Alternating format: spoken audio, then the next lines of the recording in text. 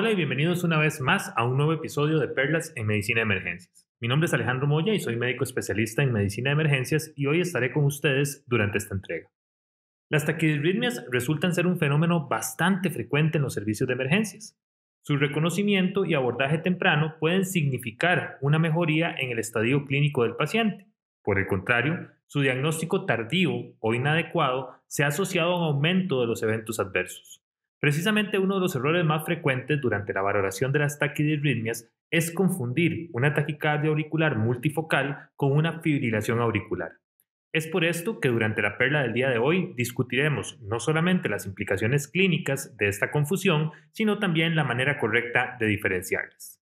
Sean de nuevo bienvenidos a Perlas en Medicina de Emergencias. La taquicardia auricular multifocal es una disritmia bastante rara y muy mal entendida, la cual suele diagnosticarse de forma incorrecta.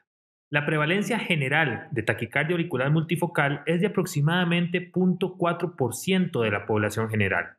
Cuando está presente, suele observarse en pacientes generalmente que se encuentran en estado muy grave, como por ejemplo aquellos pacientes con una hipoxia severa, aquellos pacientes hipercápnicos, hipocalémicos, hipomagnesémicos o que se encuentran bajo estados hiperadrenérgicos o incluso también se ha observado en pacientes con exacerbaciones agudas de una enfermedad crónica. De hecho, se considera que la taquicardia auricular multifocal refleja la gravedad del proceso patológico subyacente. Es decir, esta trataría de ser una arritmia que por lo general vamos a ver en pacientes que se encuentran en estado crítico. Los diagnósticos erróneos más frecuentes de la taquicardia auricular multifocal desde el punto de vista de diagnóstico diferencial son la fibrilación auricular y la taquicardia sinusal. Dado que el tratamiento de cada una de estas disritmias es diferente, es fundamental para el médico de emergencias diagnosticarla correctamente y tratarla de manera oportuna. Por lo tanto, diferenciar una taquicardia auricular multifocal de una fibrilación auricular puede resultar todo un reto para el médico que se enfrenta a este tipo de pacientes. Desde el punto de vista de características electrocardiográficas, podemos decir que ambas disritmias son irregularmente irregulares. Pueden cursar con velocidades ventriculares rápidas y ocurren con mayor frecuencia en pacientes adultos mayores que tengan un antecedente de una enfermedad cardiopulmonar existente. Además, la taquicardia auricular multifocal en ocasiones puede relacionarse con otras disritmias auriculares, lo que incluye fibrilación auricular y flúter auricular. Los criterios diagnósticos aceptados con mayor frecuencia para hablar de taquicardia auricular multifocal son los siguientes. En primer lugar, al menos 3 ondas P de diferente morfología en una sola derivación del electrocardiograma, generalmente vistas en D2. El segundo criterio es una frecuencia auricular mayor o igual a 100 latidos por minuto y el tercer criterio es una base isoeléctrica entre las ondas P. Las ondas P en la taquicardia auricular multifocal están bien formadas y son discretas en comparación con la fibrilación auricular en la cual las ondas P se caracterizan como continuas, ondulantes o cambiantes. Algunas características adicionales para el diagnóstico de taquicardia auricular multifocal incluyen la ausencia de un marcapaso dominante y los intervalos PP, PR y RR impredeciblemente regulares. Como ustedes pueden ver en esta imagen, estamos comparando en la parte superior una taquicardia auricular multifocal y en la parte inferior una fibrilación auricular. Como ustedes pueden observar en la imagen de taquicardia auricular multifocal, observamos o vemos una frecuencia por arriba de 100 latidos por minuto. Recordemos que usualmente estas taquiarritmias van a tener una frecuencia de 100 a 150 latidos por minuto, pero incluso se han reportado en algunos casos frecuencias tan altas como de 250 latidos por minuto. Es un ritmo irregularmente irregular con intervalos PP, PR y RR variables y como las flechas lo señalan, podemos observar al menos 3 ondas P de distinta morfología en la misma derivación.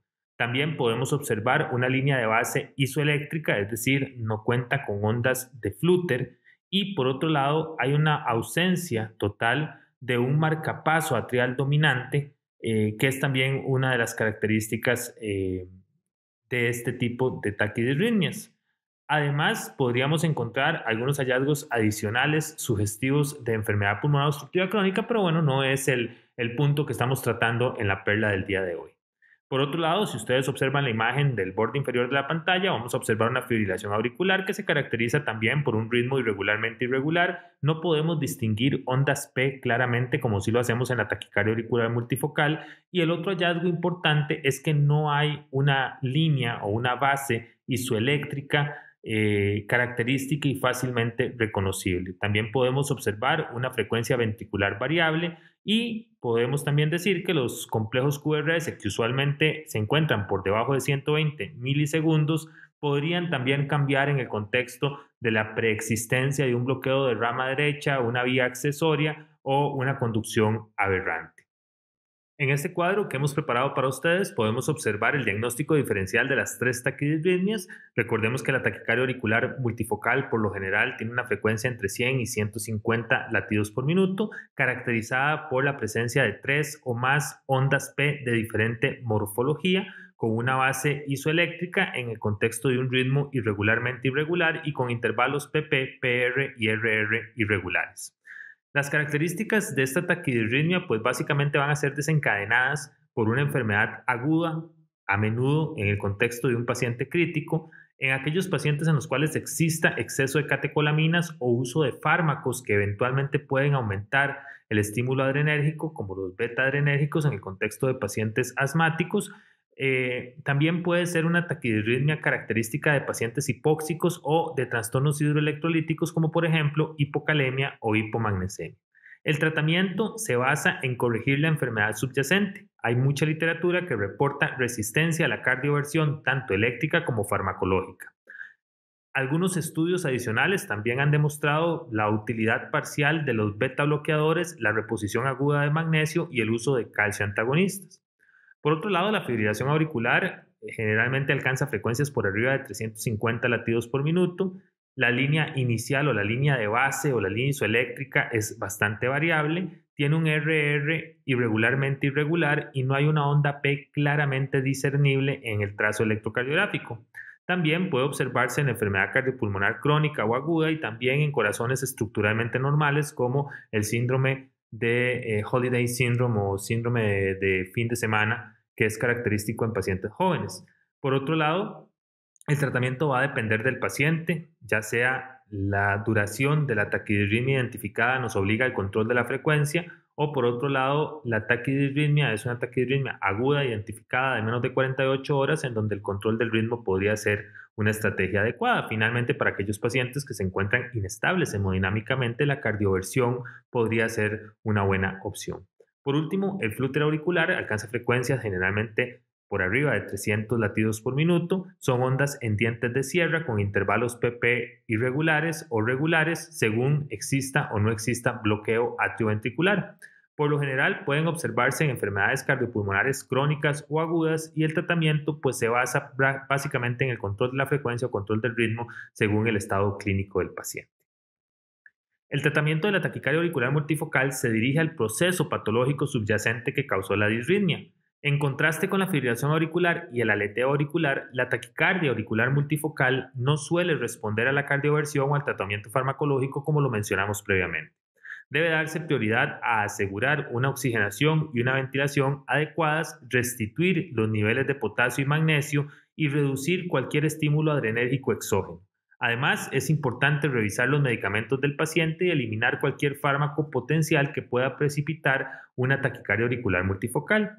Dado que muchos pacientes con esta taquicardia tienen enfermedad pulmonar grave, es posible que algunos de ellos estén recibiendo tratamiento crónico con metilsantinas, sobre todo el uso de teofilina, a pesar de que es algo que ya en la actualidad no lo vemos con frecuencia. Muchos pacientes, sobre todo pacientes adultos mayores que han recibido teofilina durante muchos años, siguen recibiéndola y pueden presentarse a las salas de emergencias. De hecho, el uso de teofilina y su toxicidad se han relacionado con taquicardia auricular multifocal y debe descontinuarse la teofilina en caso de que esta taquidirritmia sea identificada en un paciente durante la valoración en la sala de emergencias.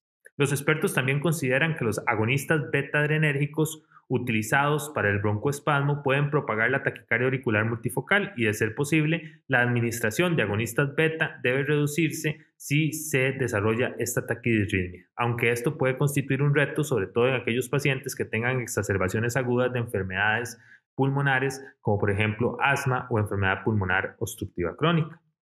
Se han investigado los betabloqueadores, los bloqueadores de los canales de calcio y el sulfato de magnesio en el tratamiento de la taquicardia auricular multifocal y han mostrado que mejoran las frecuencias ventriculares a expensas de una reducción de la presión arterial. A la fecha, la mayor parte de la evidencia se centra sobre el uso de los betabloqueadores, por ejemplo, metoprolol y esmolol. Sin embargo, la administración de betabloqueadores sigue siendo controversial en pacientes con enfermedad pulmonar obstructiva crónica. Por otro lado, se ha analizado el verapamilo para el tratamiento de la taquicardia auricular multifocal, y si bien es cierto, este fármaco ha demostrado reducir la frecuencia cardíaca, puede producir una caída profunda y sostenida de la presión arterial y debe de evitarse en aquellos pacientes que desarrollan la taquidisritmia en el contexto de una enfermedad crítica. El magnesio tiene un perfil de efectos adversos aceptable y ha mostrado que tiene una eficacia razonable para reducir la frecuencia cardíaca y conversión al ritmo sinusal. En general, debe intentarse con el tratamiento médico para reducir la frecuencia cardíaca después de la optimización y el abordaje del trastorno subyacente. La taquicardia auricular multifocal rara vez causa hipotensión y sobre todo rara vez causa choque. Si alguna de estas dos patologías están presentes en el paciente en una situación crítica, debe buscarse un diagnóstico diferencial alternativo, ya que por sí sola la taquicardia no justifica el estado de choque en un paciente críticamente enfermo. Para llevarse a casa tenemos 5 perlas importantes para recordar. Los diagnósticos erróneos más frecuentes con los cuales se suele confundir la taquicardia auricular multifocal son la fibrilación auricular y la taquicardia sinusal. La taquicardia auricular multifocal requiere para su diagnóstico la presencia de al menos 3 ondas P morfológicamente diferentes en una sola derivación del electrocardiograma.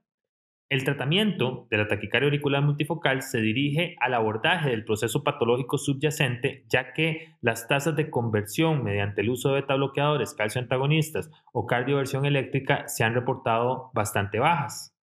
La teofilina se relaciona con la taquicardia auricular multifocal y de hecho cada vez que usted aborde a un paciente con este tipo de patología en el contexto de una enfermedad cardiopulmonar de base, debe de investigarse si el paciente utiliza este tipo de fármacos y tratar de retirarlo lo más pronto posible, así como también debemos tratar de evitar el uso de beta agonistas en pacientes que presentan broncoespasmo y tienen además asociado una taquicardia auricular multifocal.